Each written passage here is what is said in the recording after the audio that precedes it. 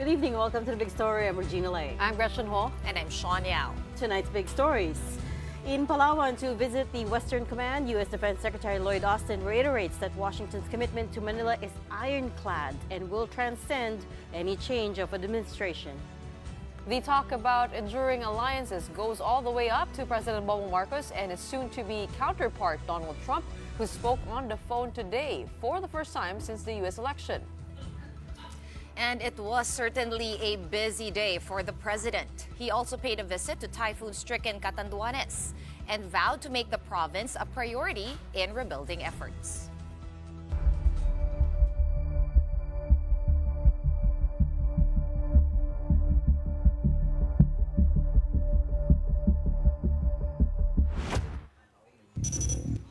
U.S. Defense Secretary Lloyd Austin, on his fourth and likely final official visit to the Philippines, visited the Western Command in Palawan today.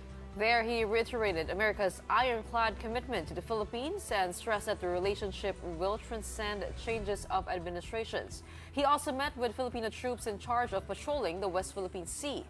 His counterpart, Philippine Defense Secretary Gibo Teodoro, pointed out that China has been more aggressive in the disputed waters, placing pseudo-military vessels disguised as Coast Guard in parts of the West Philippine Sea. Francis Orsho with tonight's big story. Outgoing U.S. Defense Secretary Lloyd Austin visited the Armed Forces Western Command in Palawan today, which he says underscores Washington's commitment and full support to Manila as it asserts its rights in the West Philippine Sea. This is Austin's fourth visit to the Philippines, the most ever by a U.S. Secretary of Defense. Austin took the opportunity to condemn China's coercive actions in the Philippines' exclusive economic zone. We stand with the Philippines and we condemn dangerous actions by the TRC against lawful Philippine operations in the South China Sea. Again, this is concerning behavior. America is profoundly committed to the defense of the Philippines. Our commitment to the Mutual Defense Treaty is ironclad. And let me say again that the Mutual Defense Treaty applies to armed attacks on either of our armed forces, aircraft, or public vessels, including our Coast Guards, anywhere in the South China Sea. His counterpart, Secretary Gilberto Gibo Teodoro Jr. said China is stepping up pressure on the Philippines to cede its claims in the South China Sea. They have been more aggressive in denying us access to our exclusive economic zone in the West Philippine Sea.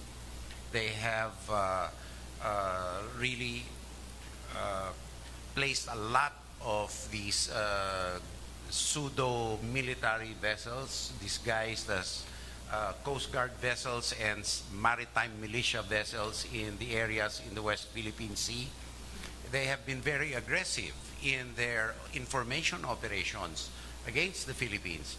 That's why Teodoro says modernizing the defense and security capabilities of the country, as well as keeping allies like the U.S. close, is more important than ever. The DND has been busy procuring more sophisticated technology, like this unmanned surface vessel that can be used for sea surveillance. And tapping on alliances, as with the landmark intelligence sharing deal between the United States and the Philippines signed this week, known as the General Security of Military Information Agreement, or GSOMIA. This pact took 2 years to negotiate. It will facilitate the sharing of classified information and technology between the two militaries. And as expected, it triggered Beijing once more. In a statement, the Chinese Foreign Ministry stressed that no military agreement or defense and security cooperation in whatever form should target any party or harm its interests, nor should it undermine regional peace or exacerbate regional tensions. China went on, the only right choice for safeguarding national security and regional peace and stability is to uphold good neighborliness and friendship and maintain strategic independence. Here's Defense Secretary Teodoro's reply to that statement. If you weren't paranoid, you wouldn't comment about it, so far as I'm concerned, because it is something bilateral to the United States and the Philippines. Our main theme of cooperation here, aside from being treaty allies, stands for upholding of international law and the fundamental and the values of freedom and democracy. In less than 2 months, President-elect Donald Trump takes over with full control of the government, the executive branch, as well as both houses of Congress. Where does that leave America's commitment to the Philippines and the Indo-Pacific region?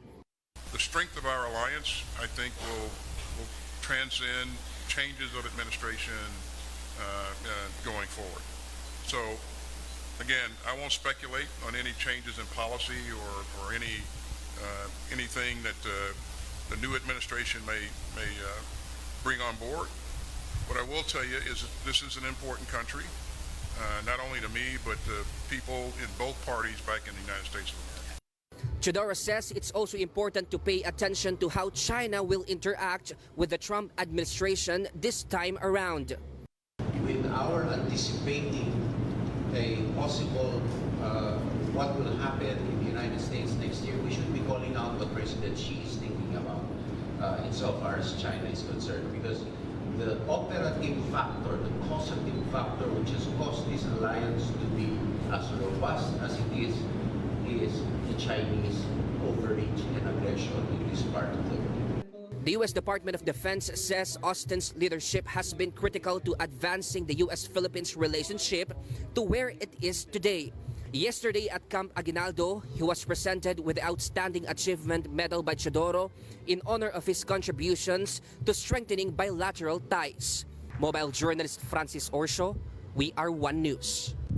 While U.S. Defense Secretary Lloyd Austin is in the country, President Bongbong Marcos finally managed to speak with U.S. President-elect Donald Trump today. Gio Robles with the big story. It was a very good call. It was a very friendly call. This was how President Bongbong Marcos described his first phone conversation with U.S. President-elect Donald Trump. Marcos said they spoke as scheduled early today, and their conversation focused on the alliance between the Philippines and the United States. Patuloy namin pinag-usapan ang samahan, the alliance between the United States and the Philippines, and I expressed to him our continuing desire to strengthen that relationship between our two countries, which is a relationship that is as deep as can possibly be, because it has been for a very long time. Marcos said he also reminded Trump that the majority of the Filipinos in the U.S. voted for him, expressing hope that the new U.S. president will remember it. This, of course, led to the question around what will happen to illegal Filipino immigrants currently in the United States, to which Marcos replied. We didn't talk about that. We didn't talk about it. It was just a congratulatory call. But, of course, our ambassador is already working on that. Nonetheless, Marcos said his conversation with Trump was very productive. I'm glad that I was able to do it, and I think the President-elect Trump was also happy to hear from the Philippines. Marcos said Trump also asked about his mother, former First Lady Imelda Marcos. Naaalala naman niya ang Pilipinas. Ang kaibigan niya talaga, mother ko. Kilalang niya yung mother ko. Kinukumusta niya how is Imelda? Sabi ko, binabati ka nga. President Marcos said he also expressed his intent to meet with Trump as soon as possible. For News 5, Gio Robles, We Are One News. Let's try to find out more about this phone call we have with us tonight. Philippine Ambassador to the United States, Jose Manuel Bay Romualdez. Ambassador Romualdez, good evening. Thanks for taking our call again. Hi, good evening to you. Good evening to all of you ladies. Ambassador, first off, I wonder if you could give us more details on this phone call between Presidents Marcos and Trump. How long did it go on for, and why only now? I remember when President Marcos won in 2022. Well, first of all, Biden President had Marcos called him was one of the first. President Marcos was one of the first to congratulate President-elect Trump. If you remember, I think he immediately tweeted in his account, but at the same time, we also sent a letter of congratulations to the President-elect. The schedule was really planned for this week because, as you know, President Trump has been extremely busy with filling up the cabinet posts. And also, he has had several planned calls with several other leaders. I think President Marcos was one of the first in terms of congratulating him. So he was scheduled. The schedule was already planned for yesterday or this morning, actually, your time. So it wasn't hard to get in a slot with President-elect Trump.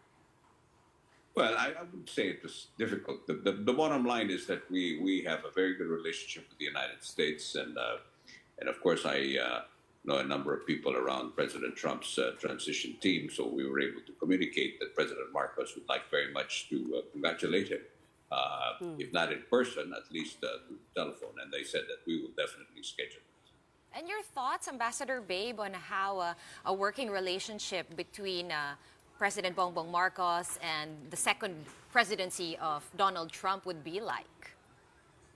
Well, I think it would be a very good relationship. As the president said, he actually met President Trump even before, when he was a young man in New York, when he went to one of those events with his mother. So there's that personal relationship which President Trump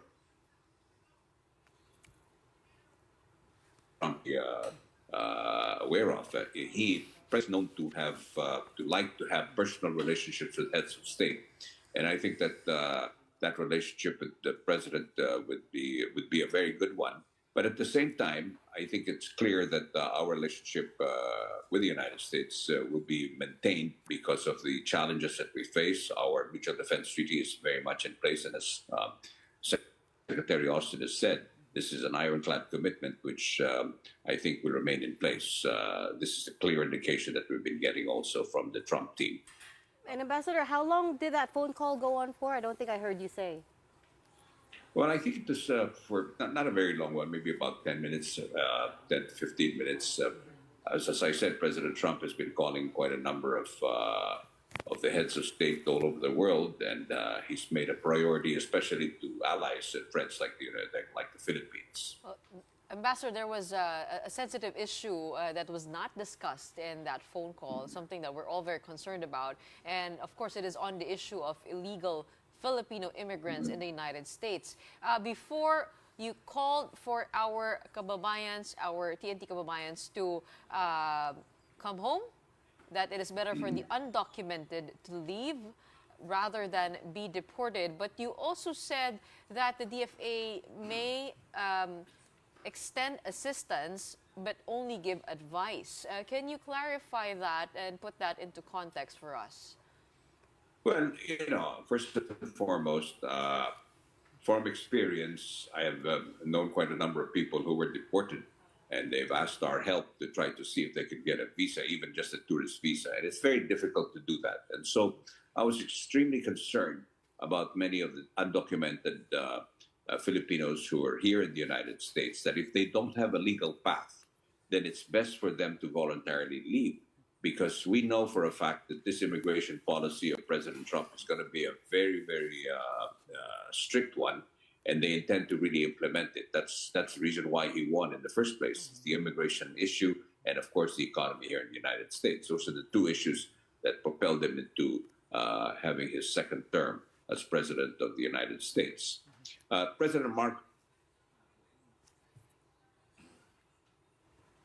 here very clearly to do what we can for kababayans here in the United States. Of course, we will do everything we can in terms of advising them, because obviously we will not be able to do anything if they don't have any legal path. In other words, if they've been here illegally and that there is no real connection on how we can manage or navigate them.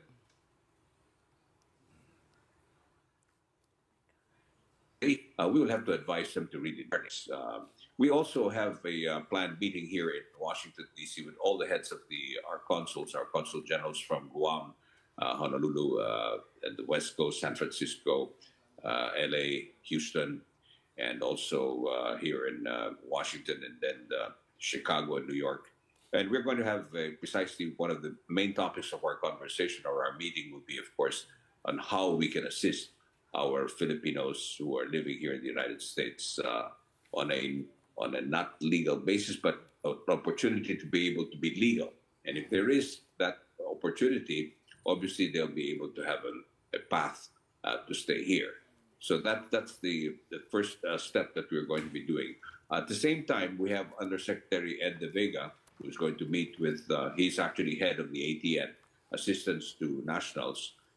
They're going to have a meeting next week, or this weekend, as a matter of fact, in Los Angeles, where again, they will be able to look and see how we can give assistance to our fellow Filipinos here in the United States. Ambassador, the number that we have is around 370, so 370,000 Filipinos who are undocumented immigrants there in the United States. Are we still working with an accurate number, or do you have a handle on how many illegals are there? Just Filipinos, of course, including Hawaii and Guam. Well, the word illegal, precisely, the word TNT, which is Tago ng Tago, is very well known in the Filipino circle. Correct. So obviously we don't have the exact number, but thereabouts it's between 300,000 to maybe a little less than 370,000, but there are quite a number of them. And they're all over the United States. They're not just concentrated in areas like California or here in the East Coast. They're in places that places like even Alaska, for instance, or some of the areas where you wouldn't think that there'll be some Filipinos. But there are Filipinos all over the United States. The good thing that we have here, quite honestly, is we have a very good reputation. We are a good people. We are very much appreciated by many communities here in the United States. The Philams are very, very popular. They're known for being hospitable and hardworking. Even President Trump, in one of his rallies in Nevada, had praised the Filipinos as hardworking because he has Filipino Americans working in his hotel and in his golf club. So that, I think, would be probably an opportunity for us to say that they're not the kind of people that they're going after, which are criminals or those that would be a problem for the national security of the United States. I think with that, we would be able to have some compassion from the U.S. government to being able to see how we can help our Filipino citizens here and have a path towards staying here permanently. Is that despite the fact that Trump has actually called the illegal immigrants and undocumented migrants, he's called them criminals, and today, all over social media, it's really buzzy. They're saying he might use the military to enforce these deportation crackdowns, that he, will start the crackdowns on day one to last until the first 100 days. Well, he's actually said that he will declare a national emergency and use the military to enforce a crackdown. But yes, what's that going to look like? It is really a major problem here in the United States. There are now, the official count is of 11, but there are about 15 million. That's quite a large number of illegal immigrants here in the United States. But I don't think generally he's saying all of them are criminals. He really, I think the top priority would be the criminals that are specifically criminal gangs that have been operating here in the United States. These are the people that they really want to get them out of the United States as quickly as possible, and also those that will be a problem for national security. But let me just point out that this problem of the United States is not only confined to the United States. Canada, for instance, is already also starting to close their borders or tighten their immigration policies. Many other countries in Europe are also doing the same thing. We are also going to have to be, or we are already starting to do so. We have a lot of illegal immigrants or illegal citizens that are coming into our country, and we too have to really start finding ways to be able to control the number of people coming into our country illegally. Speaking of using military force, there's actually a law in the U.S. Constitution, the Posse Comitatus Act, which prevents the United States military from enforcing locally, except in instances of insurrection to suppress lawlessness. Do you think President-elect Trump will make good on this threat, or is it just a threat to get people out? Well, I think that's something that will have to be studied by the legal people here in the Justice Department, perhaps, of the United States. But there is such a thing as a state of emergency. And it's quite it's quite a wide range of what you call this powers that are given to the President of the United States to give an executive order. That's the understanding I had when I had a conversation with some of the legal people here. And if he uses that state of emergency, which means to say it is important for him to start getting people out of the United States.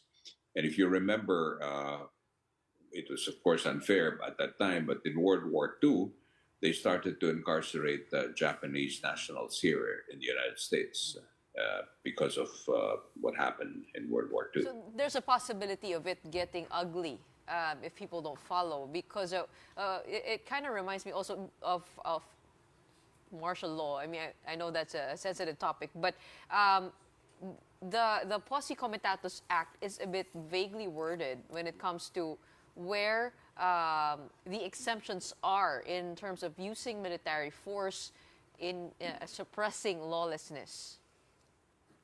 Yes, there is a number of laws that are in place here in the United States that will probably be a little difficult to implement something like that.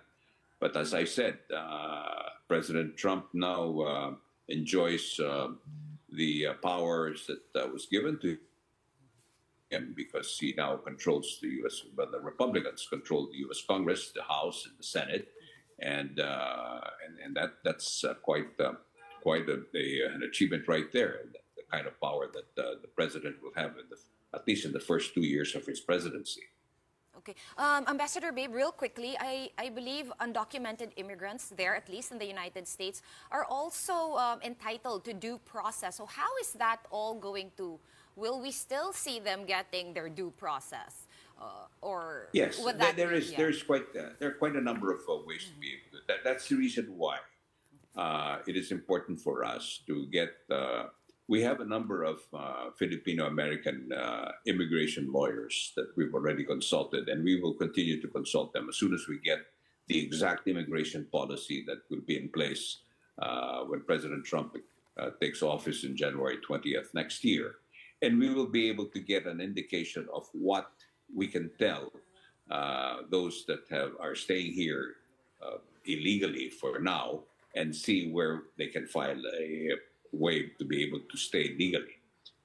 As I said, I'm very emphatic about those that have very little chance of getting that legal status. And you know, I wrote about this, and in fact, another TV channel actually made a documentary about this maid who was here, and she was enslaved for 65 years because of the sword of the fact that she was going to be sent back to the Philippines. But she was actually living in conditions that were basically for a slave. And I don't want to see that happen because I met that person. She passed away already, but she was actually freed only after she was already in her late 70s. For just a couple of years before. So I really feel very much for that situation. I know it's extreme, but it can happen. And that's the one that we really want to avoid. But the future of the Obama-era DACA, Deferred Action for Childhood, was it arrivals? I forgot the last letter. But the Dreamers Act essentially is up in the air right now. So what recourse is there for Filipinos who entered the United States undocumented but as children? Well, that one is another one that I think that we have to watch out for, because I know that there is a bill that they are even planning that if you come to the United States, even if you're a tourist and you're pregnant and you give birth here in the United States, that child can become automatically become an American citizen. Right. The bill is now going to be presented to the U.S. Congress, would most likely be passed. That will no longer be an available path to having a legal status. You have to be one parent has to be either a permanent resident or a Filipino-American citizen before they can allow a child born here in the United States to be automatically given a status of being a citizen. But before that bill is passed, what's the status now of those who were born? Well, right now it's still in place. But you know, it's getting more and more difficult because there will be many things that will be I would say that the immigration will go through, that there's a little bit of confusion, obviously, right now. But the minute the new administration, President Trump, comes in, it's just a question of just a signature of the president that will give now the impetus into having a stricter immigration policy. And that's why we are, to a certain extent, running against time. And that's why I'm really concerned, to say the least, about what will happen to those that are illegally here and will have no legal path. Sorry, Ambassador, can I just clarify that you're thinking that they might repeal the citizenship by, was it jurisdiction? When a pregnant woman gives birth in the United States, it automatically gives you citizenship. I don't remember what the...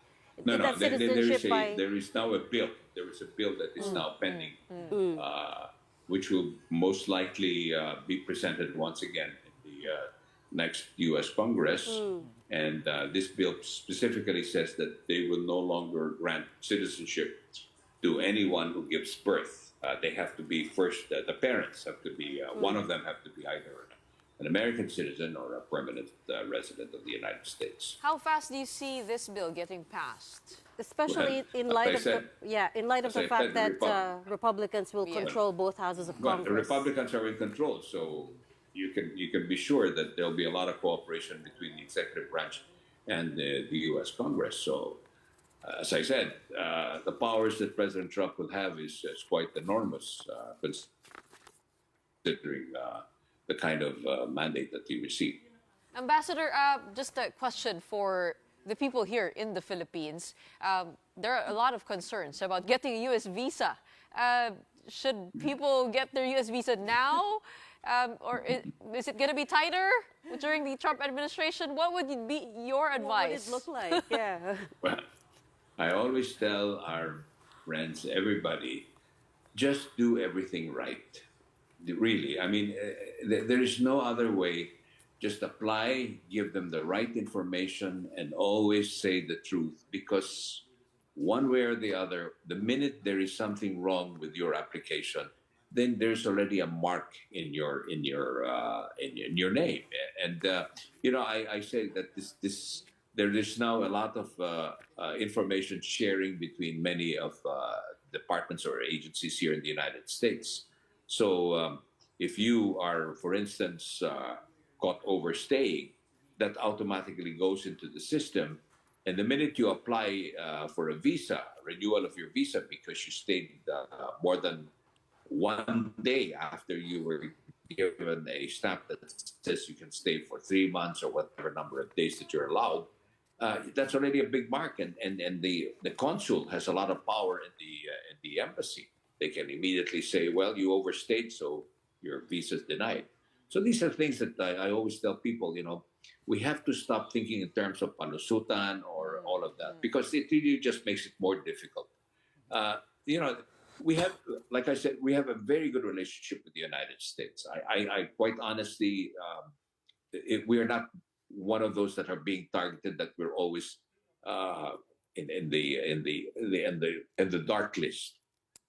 But there are many who are doing that, and that's the ones that we are trying to say, stop doing that, because you're affecting the others that want to come to the United States legally or to visit their friends or to become a tourist. These are the people that we're trying to avoid. And even those that are illegally staying here, we are advising them not to get the others mapapahamak in Tagalog, di ba?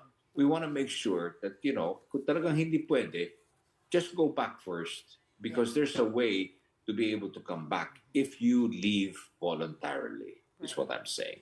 Ambassador, let's talk quickly about defense. I know you've already said that you don't expect anything to change in terms of Washington's defense commitment to the Philippines. And also, of course, there's a lot of buzz about his nominated Secretary of State, Marco Rubio, being very hawkish about China. But there's nuances to this as well. What would it look like in terms of their commitments to EDCA, for instance, the EDCA sites? And then now also with this new intelligence sharing pact between Washington and Manila.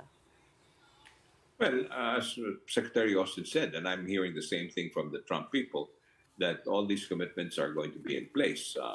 Of course, the policies can vary and a few changes here and there, but at the end of the day, the interests of the United States and our interests are aligned right now as far as the Indo-Pacific region is concerned, specifically in the West Philippine Sea or the South China Sea.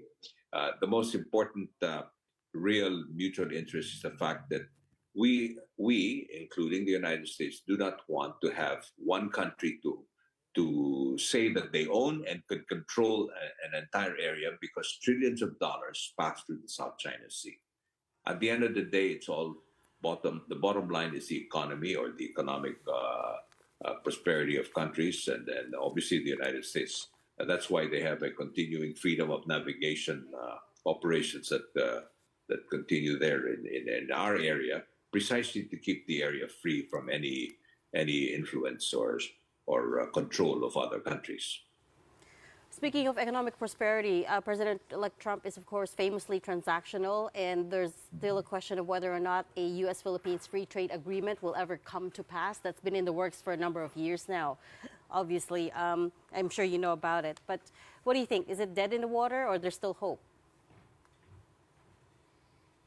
Well, I think the free trade agreement is, there's an aspiration on our part, but quite honestly, there's a lot of other agreements that we can come out with. I'm pretty sure that we will be able to find something that would be acceptable to the new administration of President Trump. But let me just point out that our policy now really is for us to be able to become economically prosperous. And we're talking to a lot of other countries, not only the United States. And the simple thing here is this. This is what I tell our friends even here in the U.S. Congress, our friends in Republican parties, the Republican Party and Democrats as well, that we want to be economically strong so that we would have the resources to be able to come up to par and be able to buy the kind of equipment, the kind of wherewithal for our armed forces so that we can be a real partner. This, I think, reverberated very well with many Republicans, and one of them even told me that will be very good because President Trump likes that kind, that everyone has to put up their share in being able to defend. In other words, it's a mutual defense treaty or it's a mutually beneficial for both of us. And I think that that's probably the way we will go on that path as far as having these economic ties with the United States. It has to be mutually beneficial. Okay, we'll Exactly. have to leave the conversation there for now. Thank you so much for your time tonight. We hope to speak with you again soon, Ambassador Babe Romualdez. Thank you very much to all of you. Thank you. Well, up next, President Marcos examines firsthand the destruction suffered by Catanduanes from Super Typhoon Pepito. The details when the big story returns. Stay with us.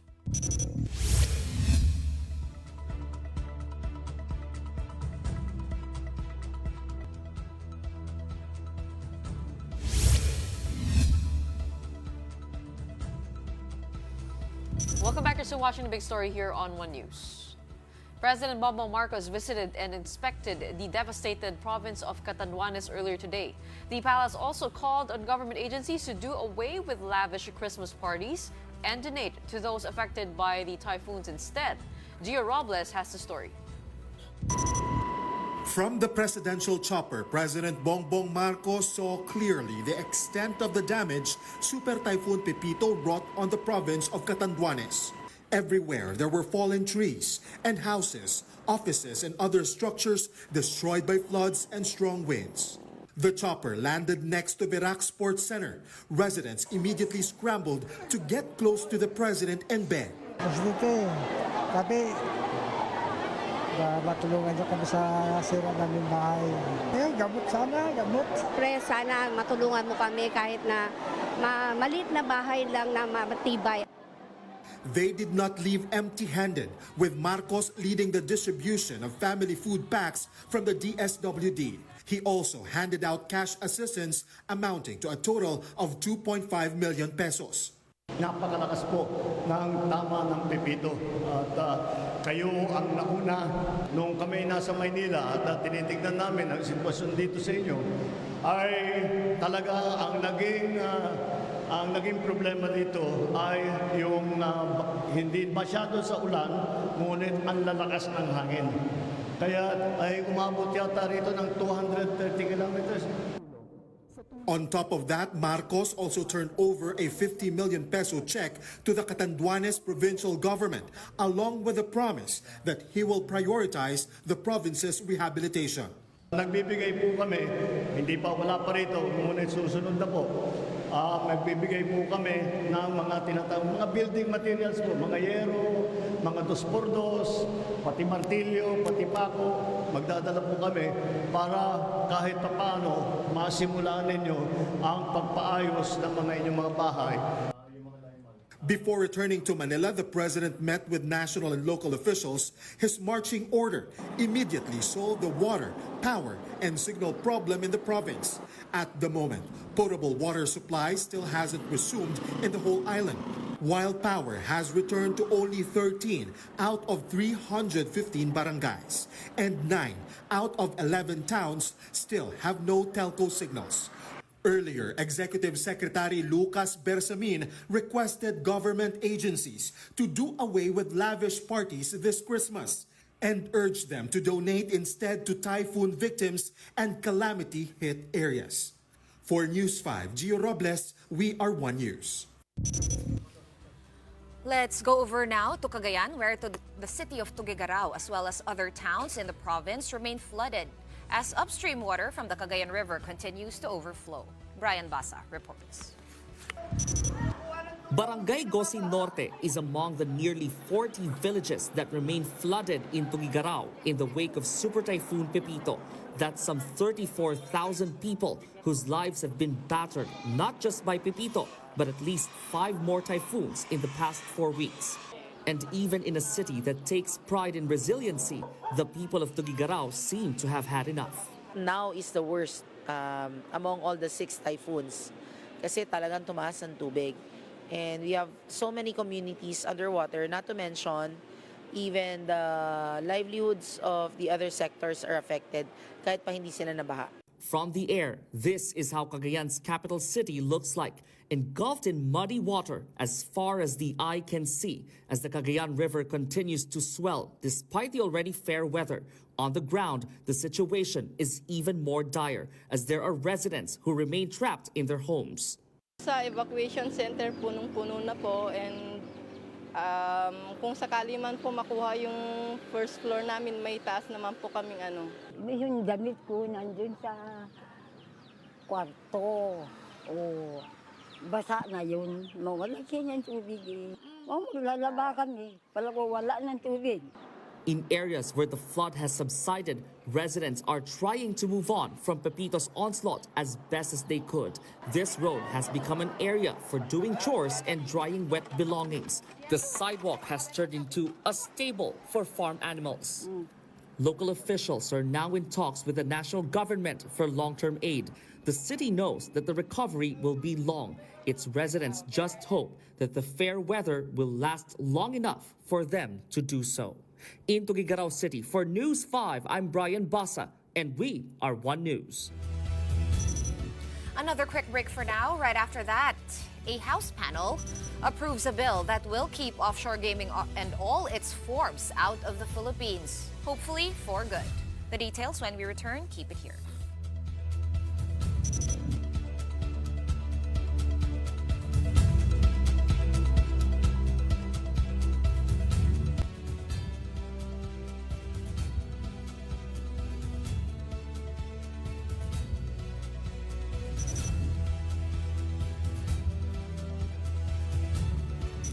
Welcome back. You're still watching The Big Story here on One News. At least 4 proposed bills to ban POGOs in the country have hurdled the House committee level. Now, these contain provisions that, according to lawmakers, will give more teeth to President Bongbong Marcos's executive order seeking to banish the industry. Ria Fernandez with the report.